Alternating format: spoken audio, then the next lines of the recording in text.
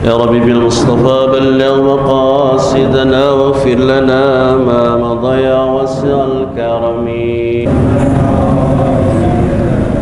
اغفر لنا ما مضى وصل وسلم دائما أبدا على حبيبك خير خلق كلهم يا رب بلغ مقام واغفر لنا ما مضى والحبيب الذي ترجى شفاعته لكل هال من الأهوال مقتهم يا رب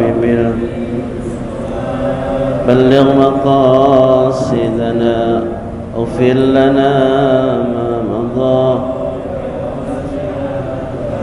اللهم صل وسلم وبارك عليه وعلى آله. الحمد لله الذي فضل بني آدم بالعلم والأمل في العالم.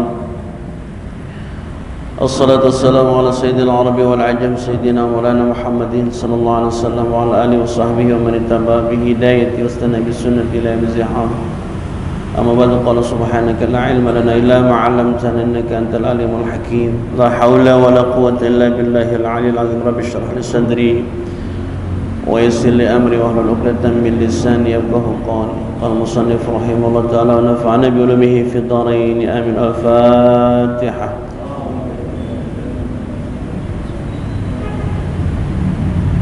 Bismillahirrahmanirrahim. Qala Allah azza wa jalla, Allah subhanahu wa ta'ala berfirman, qasamtu salata baini wa baina abdi nisfaini.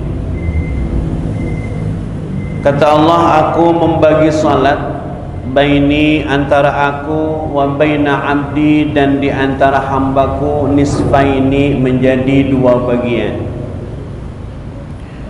Wa li abdi masa'alah dan hambaku sesuai yang dia minta. Fa idza qala al-'abdu, apabila hamba mengucapkan atau membaca alhamdulillahi rabbil alamin dalam salat, qala Allah taala hamidani 'abdi, hambaku telah memujiku. Begitu kata Allah. Kalau kita baca alhamdulillahi rabbil alamin, Allah menjawab hambaku telah memujiku. Wa idza qala al-'abdu, kita baca lagi tuh ar-rahmanir rahim, qala Allah ta'ala asna alayya 'abdi, hambaku telah memuliakan aku.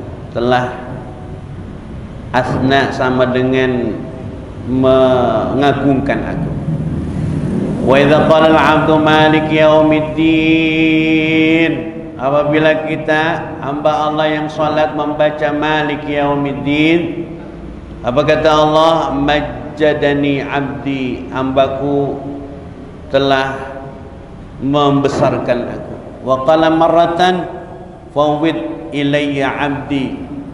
Fa-idza qala iyyaka na'budu wa iyyaka nasta'in, apabila kita membaca iyyaka na'budu wa iyyaka nasta'in.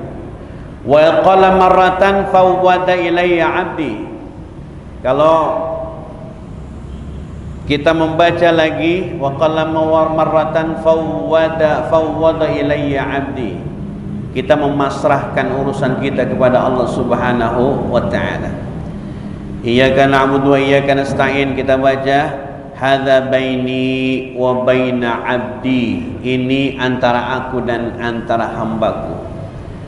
Wali 'abdi masa'al, dan bagi hambaku apa yang dia minta. Makanya Fatihah itu alhamdulillahi rabbil alamin, pujian ar-rahmanir rahim, pujian malik yaumiddin, pujian iyyaka na'budu wa iyyaka nasta'in, pujian. Nah, boleh kita baca, kita gunakan Fatihah ini untuk berdoa. Iyyaka na'budu wa iyyaka nasta'in ihdinas siratal mustaqim, boleh kita pakai buat berdoa. Minas salati ay as-salatu silatun bainal 'abdi wa rabbih fiha ijabatu du'a wa qabulul a'mal wa barakatun fi rizqi wa rahatun fil abdan wa sitrun bainahu wa bainan nar. Salat itu silah, hubungan bainal 'abdi wa rabbih, antara Allah dan hamba. Fiha, di dalam salat itu ada ijabatud doa. Ijabatud doa, dijawabnya, dikabulnya, diterimanya doa kita sama Allah Subhanahu wa taala di dalam salat. Kemudian wa qabulul a'mal, diterimanya amal kita, karena amal semuanya itu tergantung sama salat kita. Makanya orang yang tadiya'us shalah, orang yang meremehkan sholat, orang yang ngentengin sholat, di antara azab yang ia terima, doanya nggak naik ke langit, ngambang. Kalau orang yang ngeremehin sholat. Kisah wanita yang terbakar minggu yang lalu sudah kita ceritakan itu. Wa barakatun fi rizqi, berkah rezeki orang yang sholat.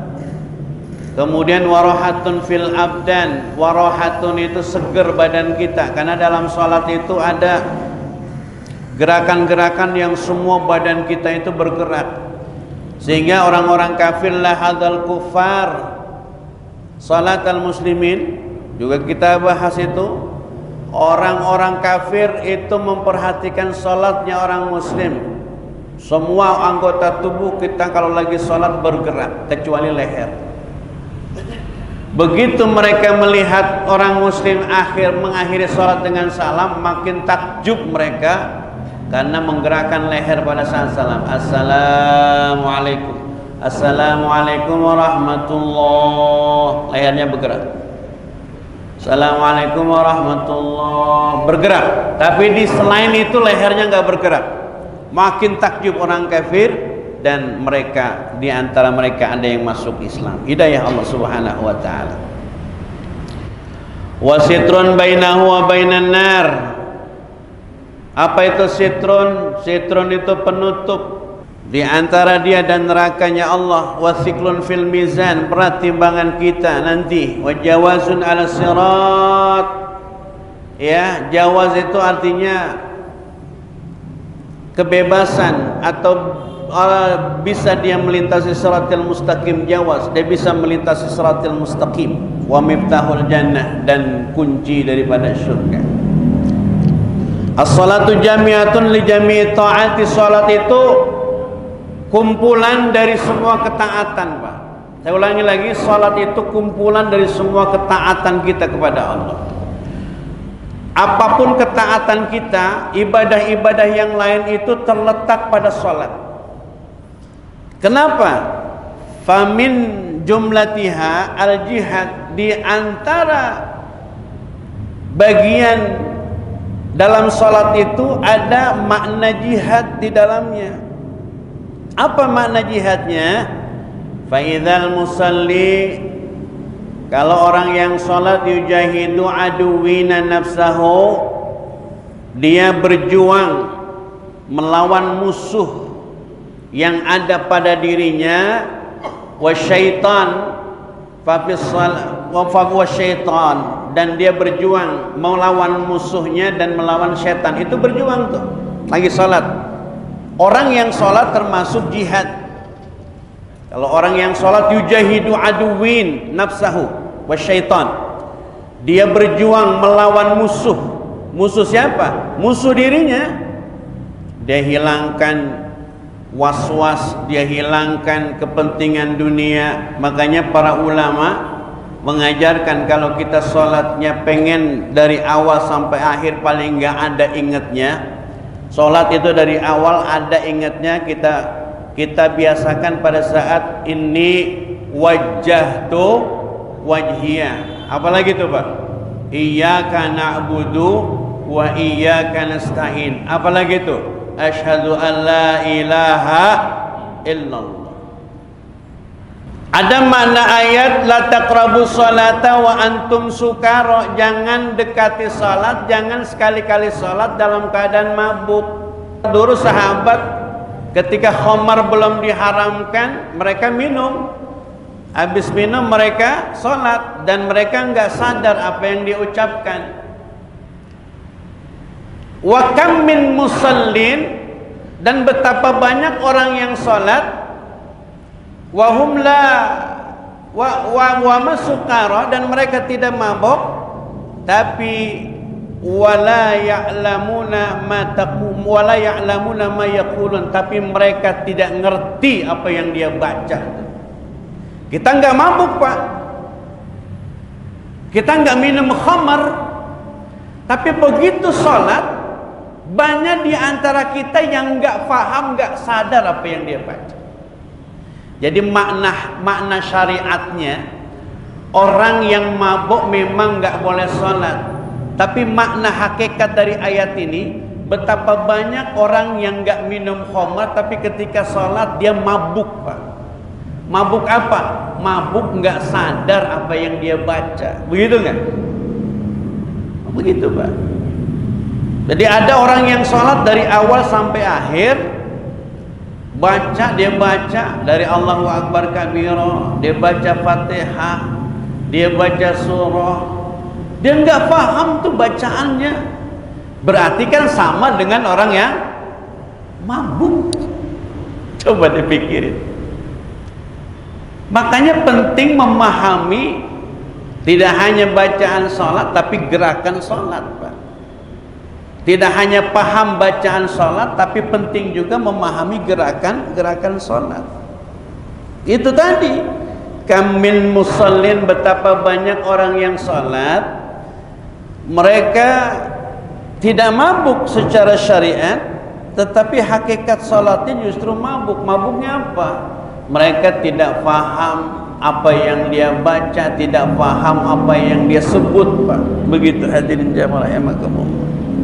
Makanya sholat itu, kalau berjamaah sholat kita itu ditanggung, kesalahan makmum ditanggung sama imam. Amin ya robbal. Makmum nih bacaannya ada yang salah, bacaan makmum ada yang salah, baca Fatihahnya salah, baca suratnya salah, nggak ada urusan, tanggung jawab imam. Tapi kalau imam yang salah, yang tanggung jawab siapa?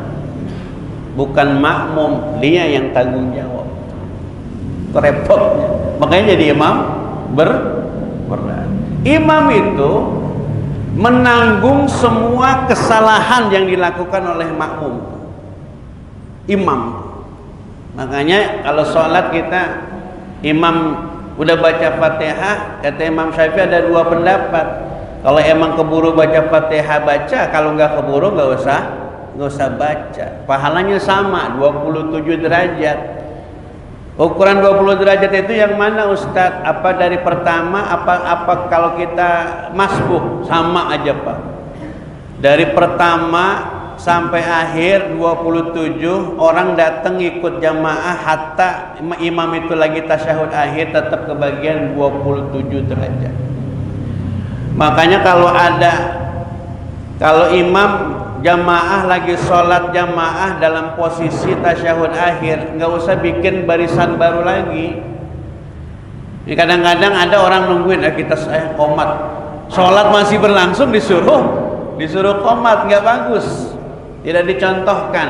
Kalau imam lagi sholat jamaah dalam posisi sedang tasyahud akhir, ikut saja. Allahu Akbar, yang penting belum salam. Gitu. Pahalanya sama 27. Kalau gitu mas saya telat-telatin aja dekat. Bukan begitu juga. Ada orang yang pahala standar di jamaah itu 27, Pak, semuanya. Tapi 27 itu menjadi 700 kali lipat. Siapa mereka? Gerakannya benar, hatinya mailan, hatinya condong kepada Allah, khusyuk hatinya itu bisa dapat lebih dari, tidak hanya 27 derajat. Standar pahala jamaah itu 27 derajat. Mau yang tua, yang muda, mau bacaannya paseh mau kagak sama pahalanya, nggak pandang bulu, sama. Amin ya rabbal alamin. Fafis salati as-saum, dan di dalam salat juga ada nilai puasa. Tadi nilai jihad tuh, jihadnya yang mana? Melawan musuh dalam dirinya dan melawan setan. Ada seorang yang ngadu kepada Imam Abu Hanifah. Dia kehilangan barang, ngadu sama Imam Abu Hanifah, dan nggak tahu hilangnya di mana, naronya di mana, itu di mana dia nggak tahu. Kadang-kadang kita nanya, kita kehilangan barang, kunci saya hilang bang. Terus kita tanya, kamu naronya di mana? Lah kalau tahu naronya bang, ngapain saya bilang hilang gitu kan? Emang naronya di mana? Kadang-kadang kita secara spontan begitu, kita bilang sama teman, kunci saya hilang bang. Lah emang naronya di mana? Coba dipikirin dah. Orang dia ngomong hilang nih, kita pakai nanya, lah emang naronya di mana? Lah tahu naro, kalau kita tahu naronya, mah ngapain kita cerita? Ada seorang rajul cerita sama Imam Abu Hanifah, Tuan, saya kehilangan barang. Kata Imam Abu Hanifah, coba kamu sholat malam sampai menjelang fajar. Sholat dia pak, sholat sunnah. Begitu sholat sunnah, belum sampai lewat tengah malam, ya belum lama sholatnya itu, tidak sampai sekian jam, masih hitungan menit, dia ingat pak, ingat barangnya. Akhirnya dia berhenti sholat dan ngadu sama Imam Abu Hanifah, Tuan, udah ketemu, nggak taunya saya taruh di sini, lupa saya, gitu kan. Apa kejawab Imam Abu Hanifah? Ternyata setan tidak ingin kamu sholatnya khusyuk. Jadi yang nunjukin barang hilang itu kalau kita lagi sholat siapa? Setan. Uzkur kada. Pernah nggak begitu pak? Saya yakin semua kita pernah merasakan itu. Itu artinya pak, di setiap sholat kita diganggu sama setan. Jadi kalau kita lagi sholat, ingat, itu kata setan, ingat ini, ingat itu, bocah ntar jangan lupa kondangan. Begitu pak, setan. Kata Imam Abu Hanifah, kenapa kamu tidak habiskan waktu malammu untuk bersyukur kepada Allah Subhanahu wa ta'ala? Maksudnya apa? Jangan begitu barang ketemu sholatnya berhenti, mestinya terus begitu. Maksud Imam Abu Hanifah. Fa innal musalli la yakulu wa la yashrab. Apa kumpulan dalam sholat itu? Pertama tadi jihad pak. Yang kedua ternyata dalam sholat itu ada nilai puasa. Dalam sholat ada nilai puasa. Apa? Fa innal musalli la yakulu wa la yashrabu. Orang sholat nggak makan, nggak minum. Mana ada orang lagi sholat? Jangankan makan pak, pagi-pagi makan nasi uduk, sebiji nyempil di gigi kita.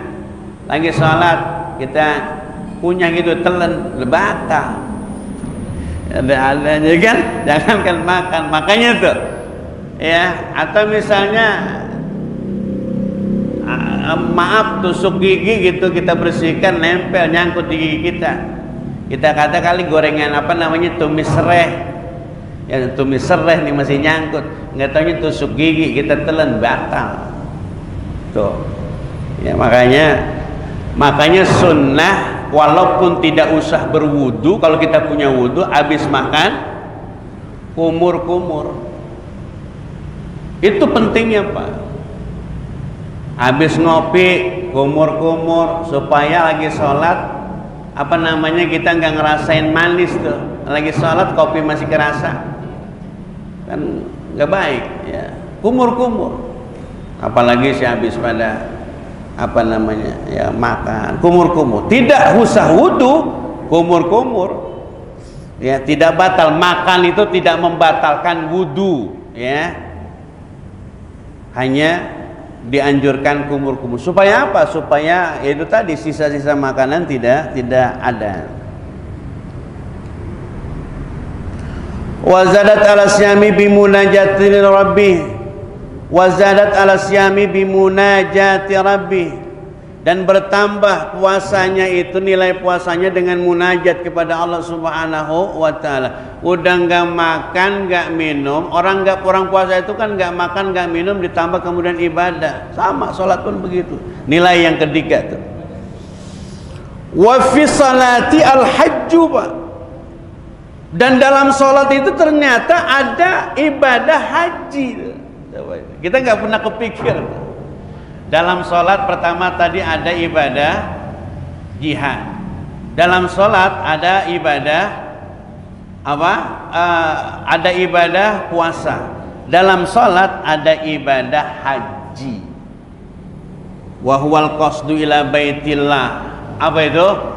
Bertujuan apa? Menuju rumah Allah. Wal musalli, orang yang sholat itu qasada rabbal baiti.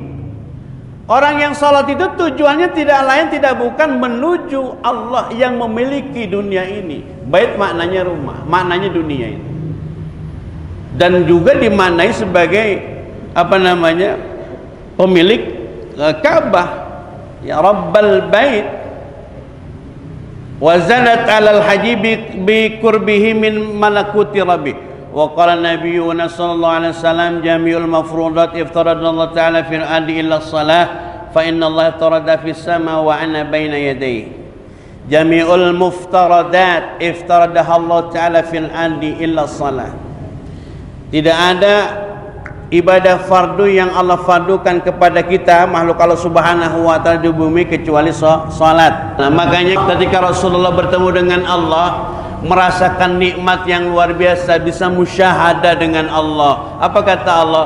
Kalau kamu ingin bisa menikmati pertemuan dengan aku, maka aku perintahkan kamu untuk melakukan sholat. Maka kemudian Rasulullah disuruh sholat dan membawa apa namanya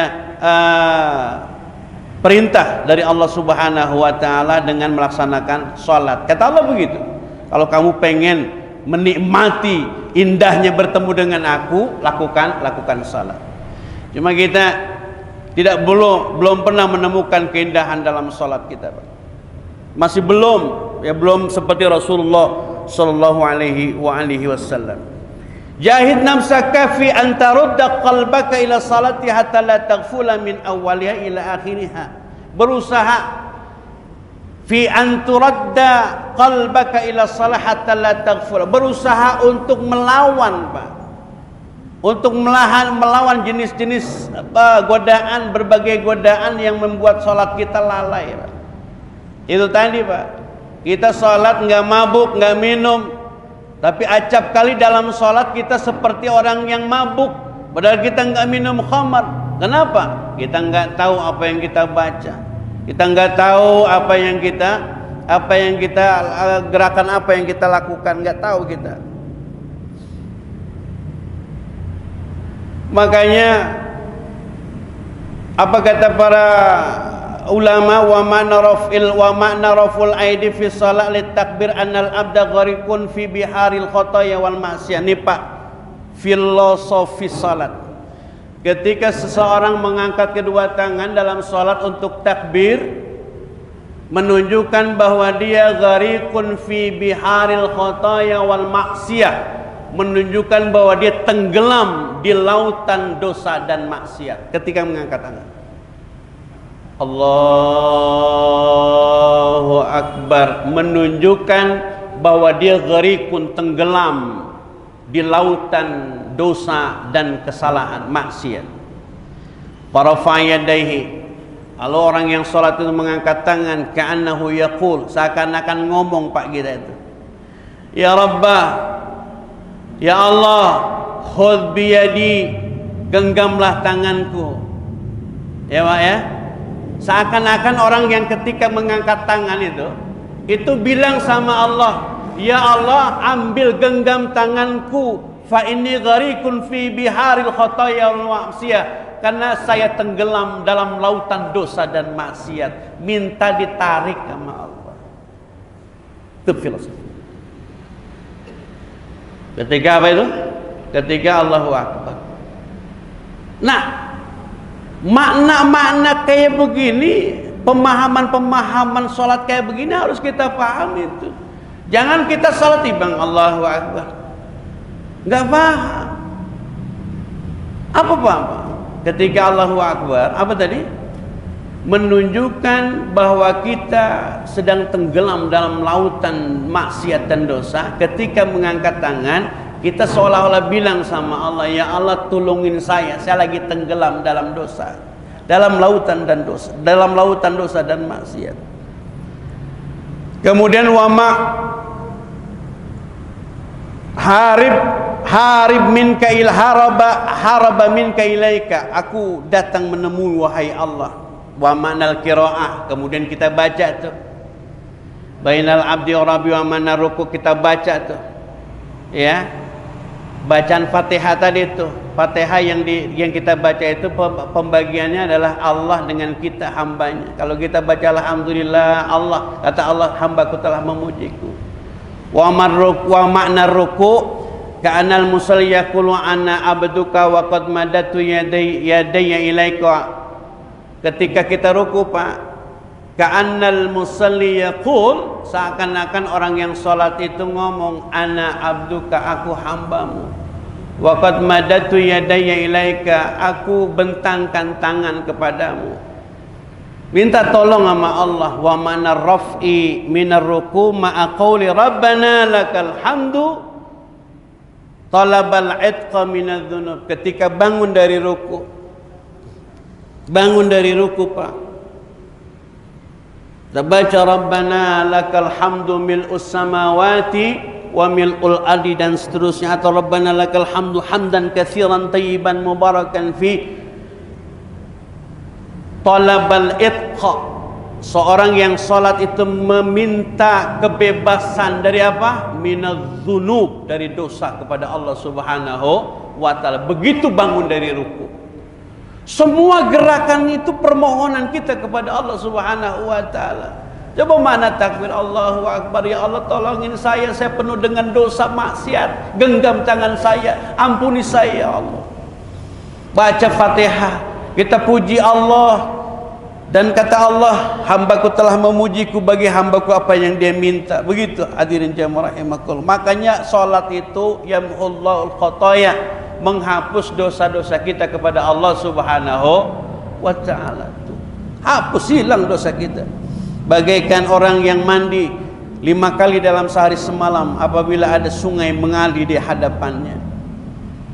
Wa mana sajadah al-ula Pak, makna dari sujud pertama, wadu al-jabhah, meletakkan dahi, min fa'al ardi ya. Jadi jangan salah, termasuk anggota sujud itu dahi, bukan hidung ya. Anggota sujud bukan hidung, tetapi sunnahnya memang mencium. Jangan sampai hidung nyampe ke bumi, ke tempat sujud, dahi ngambang, nggak sah gitu. Lagi sujud gitu timbang hidungnya doang, ininya nggak sah ya. Apa anggota sujud Pak? 1, 2, 3, 4, 5, 6, 7. Dampal. Maaf, dua-duanya tuh kaki begini Pak, jangan ada yang sujud begini tuh ya. Kita ingin salat kita sempurna gitu. Ada yang nanya, Ustadz, asam urat ya, asam urat iya lawan Pak ya. Makanya mumpung masih pada sehat, rajin-rajin jamaah, terutama yang udah pada tua ya, terutama yang udah pada tua, sebelum azan kalau bisa udah ada di masjid Pak. Kalau ukuran umur kan yang mati duluan tua Pak, betul nggak? Walaupun ya nggak dijamin juga sih. Saya sering bilang begitu. Yang muda-muda yang tua. Kalau yang muda urusannya masih banyak biasanya. Ya, kalau yang udah tua kan udah pada pensiun. Insya Allah. Yang udah pada tuh mikirin apaan? Orang tua gitu kan. Rajin Pak ke masjid. Kalau bisa duluan. Ya. Tadi aja masa DKM suruh ajan, emang nggak ada orang di sini. Tadi hampir semua ajan itu. Wah, lo kalau guru ngajan sampai ajan. Wah. Tapi enggak Pak, emang saya seneng ajan gitu. Di masjid-masjid lain saya kalau ada yang terlambat ajan ya. Nungguin apa namanya Pak Haji nggak datang. Haji Rojali belum datang, kita suruh ajan. Berikutnya, meletakkan sujud di pertama itu ketika sujud alal adika annal abdu yaqulu minha, seakan-akan hamba Allah itu ngomong Pak, khalaqtani, engkau telah menciptakan aku, wa man rafi minhu kanahu, bangun dari sujud, minha akhrajani. Pak, ketika sujud, filosofi sujud itu kita merendahkan diri serendah-rendahnya di bumi Allah. Apapun pangkat jabatan kita, hebat mulia kita di hadapan manusia, orang salut hormat sama kita, tapi ketika udah sujud dia hina di hadapan Allah Subhanahu wa taala. Betul enggak tuh? Apa seakan-akan membaca khalaqtani, engkau ciptakan aku dari bumi. Begitu bangun dari ruku, maknanya apa? Akhrajani, engkau keluarkan aku pun dari bumi. Wa makna sajadah tsaniyah, makna sujud yang kedua Pak, wa fiha tu'iduni, dan ke bumi engkau kembalikan aku. Itu maknanya itu. Sujud pertama, engkau ciptakan aku dari tanah. Bangun dari ruku, engkau keluarkan aku dari tanah, dan kemudian engkau kembalikan aku pun ke tanah. Makanya kalau kita ada orang meninggal tuh, sunnah Sayyid Abdullah bin Ali al-Haddad, sahib Ratibul Haddad, ya, itu naburin tanah, minha khalaqnakum, dari ujung kepala ya, minha khalaqnakum wa fiha nu'idukum wa minha nukhrijukum taratan ukhra, 3 kali. Minha khalaqnakum, dari tanah kamu diciptakan, dari tanah dan ke tanah kamu dikembalikan, dan dari tanah kamu akan dibangkitkan. Siapa yang bilang? Sayyid Abdullah bin Alawi al-Haddad, sahib Ratibul Haddad. Makanya kalau baca Ratibul Haddad, kemarin ijazah dari Habib apa? Atas ya? Ali terus, ya. Nah itu kan ada urutan tuh. Kalau kita baca ratib, itu memang atos dulu kita baca. Kenapa? Karena Imam Haddad itu gurunya Imam Atos, berguru sama Imam Atos. Sama kalau kita ziarah ke Keramat Luar Batang sama Empang Bogor, jangan ke Empang Bogor dulu, ke Keramat Luar Batang dulu, baru ke Empang Bogor. Kenapa? Karena Keramat Empang Bogor itu kalau ke Indonesia dulu itu datangnya ke Keramat Luar Batang gitu. Ya biar tahu, walaupun udah pada tahu. Ya. Lalu wa makna rafu minhu kana yaqul minha akhrajati, wa makna sajadah tsaniyah kana al-'abdu yaqul wa fiha tu'iduni, wa makna rafu tsani ka annahu yaqul wa minha tukhrijuni taratan ukhra. Begitu apa? Bangun, wa makna rafusani, bangun yang kedua, seakan-akan hamba mengucapkan wa minha tukhrijuni taratan ukhra. Assalamualaikum warahmatullah. Wa la tu'tini kitabi bishimali, ya Allah jangan kau berikan catatan rapatku dari sebelah kiri. Paham ya? Itu hadirin jamaah rahimakumullah. Mudah-mudahan Kita semua orang-orang yang berproses melaksanakan sholat dengan baik, Pak, ya, harus meningkat, Pak. Harus ada tingkatan sholat kita. Bacaan udah kita pahami itu. Bacaan sholat masih udah paham banget, bagus, apa-apa. Usolenya udah fasih banget, usolenya udah bener banget. Nah, cuma makna sholat itu yang harus kita pahami itu tadi.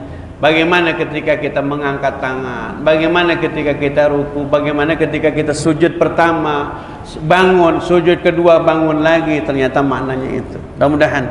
Assalamualaikum warahmatullahi wabarakatuh. Waalaikumsalam warahmatullahi wabarakatuh. Saya maknanya mungkin pribadi saya sendiri ya, karena saya keseringan di tempat saya pun sebagai imam.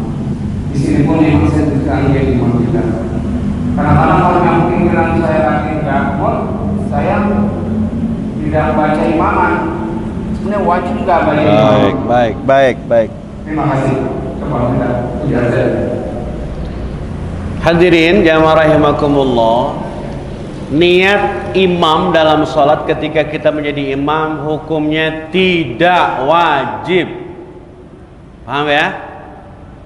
Jadi kalau kita misalnya lupa usolli fardhal maghribi tsalatsa raka'atin mustaqbilal qiblati adaan lillahi ta'ala, posisi kita imam, maka tidak wajib. Tapi makmum wajib. Ya, begitu. Makmum wajib ya. Oh, wajib gitu. Ya, jadi gini loh, logika sederhananya. Ada orang naik kendaraan, bawa mobil gitu. Bawa mobil. Begitu dia bawa mobil, dia nggak sadar tuh, dia mau bawa aja. Tiba-tiba ada yang naik, ya kan? Istilahnya apa? Ya mau dia sendiri, mau kagak, ya dia posisinya sebagai orang yang mimpin, tapi dia tidak diwajibkan saya niat nyupirin orang, enggak. Jadi tapi kalau makmum wajib niat makmuman. Imam kalau dia lupa boleh tidak melapatkan imaman, tidak apa-apa dan tidak wajib hukumnya. Ya, apa hukumnya? Sunnah saja. Nah, kayak gitu bang. Terima kasih. Ya. Waalaikumsalam warahmatullahi wabarakatuh. Pak Haji silakan. Pak Haji, ayo silakan. Masih ada waktu ini tuh. Ya. Assalamualaikum warahmatullahi wabarakatuh. Waalaikumsalam. Baik Pak Haji. Waktu sholat, terutama waktu kita baca Al-Fatihah, bisa dibuat berdoa. Oke. Itu waktu kita baca Ya. Itu sepintas lewat atau ada jeda? Baik. Sekian dari saya. Assalamualaikum warahmatullahi wabarakatuh. Waalaikumsalam warahmatullahi wabarakatuh. Fatihah itu isinya alhamdulillahirabbil alamin, itu pujian. Ar-Rahmanir Rahim, pujian. Maliki yaumiddin, pujian. Terus iyyaka na'budu wa iyyaka nasta'in, pujian. Ihdinas siratal mustaqim, permintaan. Siratal ladzina an'amta 'alaihim, itu lanjutan dari ihdinas siratal mustaqim. Itulah kenapa Fatihah itu dibagi dua. Alhamdulillahirabbil alamin, Ar-Rahmanir Rahim, Maliki yaumiddin, iyyaka na'budu wa iyyaka nasta'in, itu buat Allah. Lalu yang buat hamba mana? Ihdinas siratal mustaqim, siratal ladzina an'amta 'alaihim ghairil maghdubi 'alaihim waladdallin. Apa akhirnya Allah kemudian bilang bagi hambaku apa yang dia minta. Makanya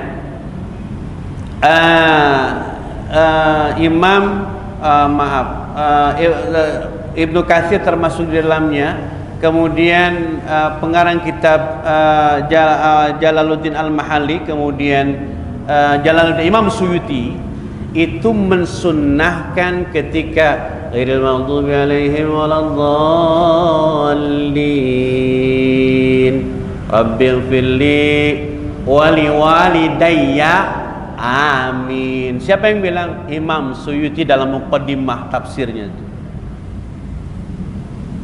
Jadi jangan dibantah, jangan dibilang nggak boleh. Boleh sebelum amin. Ketika waladhdallin kita dalam hati, tapi jangan kencang-kencang. Rabbi firli, orang dalam hati Rabbi firli wali walidayya amin.